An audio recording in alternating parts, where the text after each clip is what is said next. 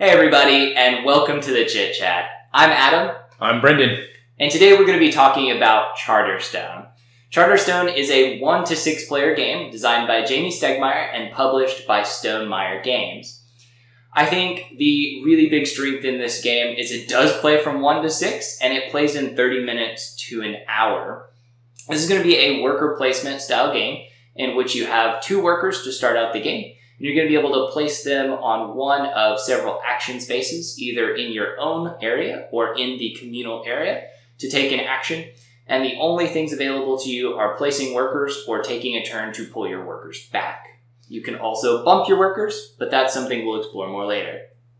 Yeah, there's also a legacy component to this game. So like most legacy style games, you're going to be kind of changing the overall rules of the game or maybe changing what's available for you to do in the game. Mm-hmm. Yeah, thematically, you're just developing a charter. So you're developing your own little city, and each city is going to have their own little quirks and skills and abilities. So each area is going to have a standard level of production, and so I might produce steel, Brendan might produce coal or pumpkins or bricks or whatever it happens to be. But everybody has their own little strengths as you move forward. Alright, so let's go ahead and talk about components and then art and kind of the theme of the game. For me, there's not a whole lot I feel like we can talk about here without going into spoiler territory, and we're definitely going to avoid that for this video. At this stage, we've played approximately half of this video, and so this is going to be more of a first impressions than it is an overall review of it. So, first of all, component quality. There's metal coins, which I think is nice. All the pieces are wooden, which I think is nice. And without getting into it, there are minions, which are wooden and unique meeple shapes. I won't describe which ones they are, but they fit the theme. So if it is X thing, it looks like X thing. Yeah. The components for me get a big thumbs up. I think they did a good job with the components. It didn't look like they were kind of slacking anywhere. I think from the wooden components, like Adam discussed, the metal coins, the board looks really nice. I think the cards are pretty sturdy for what they're used for. So, I mean, all things considered, it is a legacy game that most of those components, especially the cards, you're going to use one time. So the game becomes a game after it's completed, but the cards themselves you're going to use once as you build a building or something of that nature. You're damaging that. And so those things are very high quality for something that you're only using a limited amount of time. And I kind of agree with that. So what do you think about the art? I'm actually a very big fan of the art. The art's kind of like this very cartoony. I like to describe it as Farmville-y. I don't know if that's a good word to use. But there's a very cartoony just look to it, and it really actually appeals to me. So I think the art gets a big thumbs up for me as well. Yeah, I realized in the first part of this video I was getting a little serious, but that's not what this game is. You know, it's that under 60-minute happy art. It looks like a sketch or something that would be on your Saturday morning cartoons. Mm-hmm. They're all so bright. There's not a single thing that's like, oh, Grim Reaper or anything of that nature. They're all very, very happy. I mean, one of the things you can produce is a pumpkin.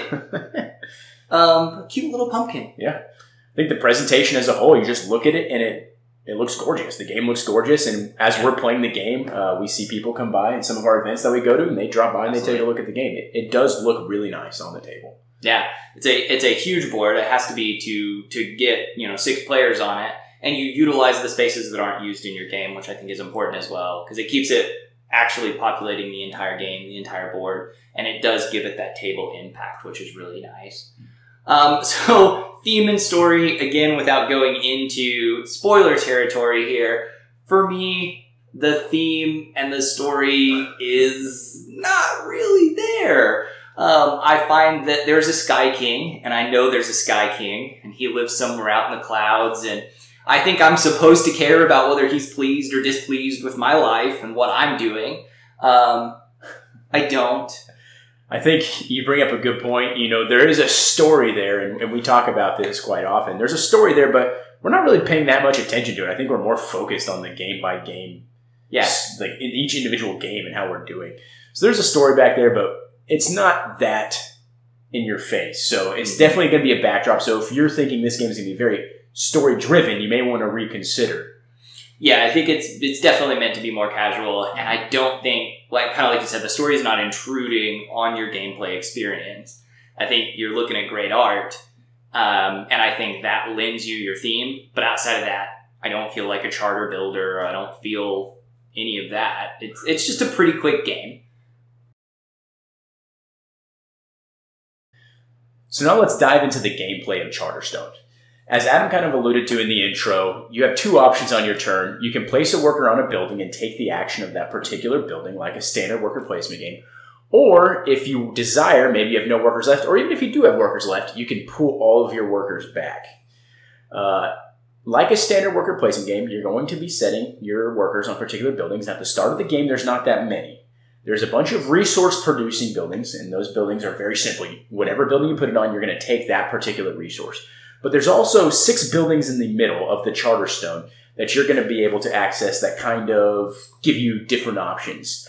You're going to be able to maybe sell some resources for money. You're going to be able to spend money to acquire various cards. There's a lot of different cards in the game that help you gain different advantages in the game based on whatever your strategy might be. There is a place where you can build buildings. Everyone's going to start the game with a building, and this is kind of where the legacy aspect comes into play. You're going to put that building onto the board, and at that point, that card now becomes a crate. And that's important to know because there is, right next to that, an option to open that crate once the building's been opened, and that's going to unlock a variety of new things that we probably don't want to touch on here right now. There's your legacy. That's the legacy portion of it. Which is a little bit different because it's not as story driven. It's very player determined. You know, you don't have to unlock everything. It is very possible for someone not to try to build those buildings or those unlock those crates. Especially the unused charters. They're probably going to take a while before those crates become available. So, and then outside of that, there's a couple of buildings that help you kind of turn resources or money or cards into victory points to try to help you win each individual game. Yeah, there are also a couple of places on the boards themselves that are competitive. So there's a reputation track off to the side. That reputation track, you know, whoever has the most there is going to get 10, second 7, last 4. There's a shipping track where you can send your goods off or your resources or your people or your money off, and that's going to get you points and reputation and things of that as well. And then when you're doing the main things like opening the box like you talked about or building a building, you're going to advance the timer. And the timer affects when the game itself ends. So once you hit the very end of the timer, everybody gets one more turn, game over. So I think that's good. Also, we'll talk about how it is to open those crates. So that becomes kind of a pause to the game. And so that's a minor dig, minor complaint on my part, is when you do open a crate, then you have to go to this huge table of what does this crate do? And I need to get box 1, and I need to get cards 1 through 40, and then I need to get cards 300 through 12, and so I have to pull all that out. We've got to read all that. We take this break from the game to put those in because they affect the game right now. And they're going to be things you can use. Yeah. And it is quite abrupt because the game actually goes pretty quick. You're just placing the worker, doing the actions, and you're flying through the game. And so it does kind of interrupt kind of the mood of the game because one of the advantages, I think, of the game is that it does play fast. There's not a ton of downtime until you open a crate. Yeah. I mean, there's even a bumping mechanism in it, and I don't know that we've really talked about that. So you can bump other players' workers. So if I'm producing a pumpkin and Brendan wants to produce a pumpkin, he can still go there even though I'm already there, but it gives me my worker back. So it saves me the action of having to take them. And so that becomes a thing too. If you can ever plan to have somebody bump you, I'm going to take this action because I know Brendan needs it, and so I'm going to get it for free, kind of. That really helps. Though, honestly, there's so many actions and the resources are not, I need only this resource, that is hard for me to plan. And I don't know that that becomes a huge part of the strategy of the game. Yeah. So I think the one way you can do that in the long run, you're going to kind of see how different people are playing the game, and you can try to anticipate their move based on things they've done in the past. Clearly, he's called me doing some things in the past that's worked out for him. Yeah. I've not won any of these games yet, so we're not certain that it's going well. From a winner's perspective over here, you can listen to him. I've won a few, but my Charterstone's not as developed as his. I should say charter. My charter's not as developed as his. So yes, we'll see how that plays out. I care about my people instead of my short-term glory.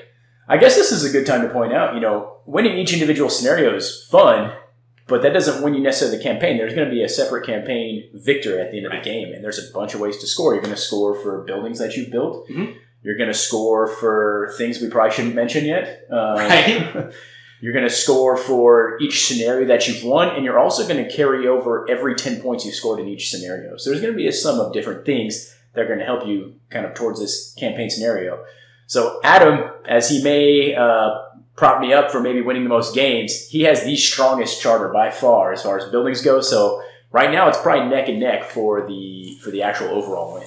Right, that's very true. And like I said, I've gotten last in many of the games. But in all honesty, getting first in a game and getting last in a game may actually be meaningless. So if Brendan gets 69 points and I get 61 points, he did beat me by 8 points, but we both get the exact same amount of stars, except for he's going to get the bonus trophy for winning. Now, the winning bonus is 6 to 8 points. The losing bonus is that you're going to be able to keep more of a starting resource. The only ones we'll talk about will be money and resources themselves and or cards that you're going to have. So you're going to be able to hold more of those things. And so you get a benefit for losing as well. And I would honestly maintain that if you're not getting more stars than the other player, it sometimes is better to lose because you're getting to keep more things in play. If you were to win the first 5 games, you have no storage. And that's going to be a little difficult. Mm-hmm. I think I've come on to that a little bit, but there are some ways to try to mitigate that. Each time you do get your stars, you're allowed to mark them on the back of the box, and that's going to help you kind of generate ways to kind of get extra resources without maybe having that storage capacity as well. Right. Right. You fill in these tracks and you start with an extra card or start with an extra money or start with an extra resource, and that's definitely helpful. So even though he didn't get to carry one over, he might get to produce one. That also gives more flexibility because that's a choice, whereas I have to have had something to keep it. So that's definitely a benefit and a track. All right, so final thoughts on Charterstone. What do we think about the overall experience so far up to the 6th game that we've played, and how do we think we're going to feel at the end of it?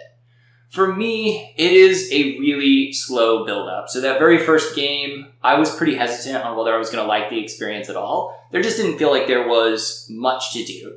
Now that has really expanded, and I feel like there's more to do. But I think its strength is that it plays really quickly. It's really light for a Legacy-style game. Every other Legacy-style game, including Pandemic, which is not a super heavy game, has felt much more involved in the Legacy aspect. This is place and pull back, happens so quickly, that works for me. The artwork is happy, so it's hard for me to get too intense about the game as we go through it. And even though I haven't cared about the story, I thought it was pretty good overall.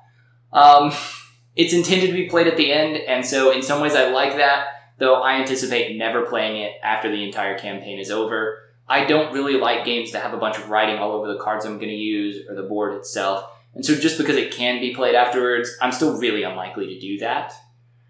So for me, I think I'm at a 6.5 or a 7 here. It's a fun experience, and I think if you have a lighter game group that's consistent, that you should give it a go. But I don't know that it really scratches that permanent itch for me.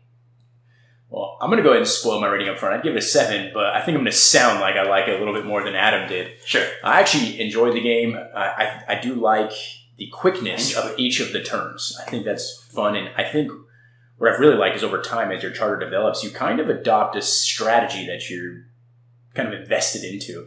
And so the strategies kind of are similar each turn. You're trying to figure out how you can optimize that particular strategy each game to outdo your opponents. And so I'm always thinking at the end of a game, like, okay, here's the mistakes that I made. How can I take next game and make it better? But you also have to be adaptable because the game is going to change as more crates are open. So right. I do like that element of it. I will say, though, I do share the same thoughts with Adam. When the campaign is over, I don't know if I'm going to have those desires to play it anymore. I think part of that campaign element, who can get the best score over 12 games, I think there is an element of that that really brings up its interest level for me. Yeah. The Legacy style, I could really care less about the story and all that. I think the main thing is just the slow unlocking of the different buildings and other things. Right. Developing your strategy as it kind of blossoms. I think that's what I like most about it. So I'd give it a 7 out of 10. I do enjoy the game. Okay. All right, so those are our thoughts. If you like this video, please hit the like button and subscribe. And if you have any questions, whether it's about Charterstone so far or about the channel in general, feel free to leave those comments below. And if you subscribe, we're going to have a video for you in your feed every week. Peace.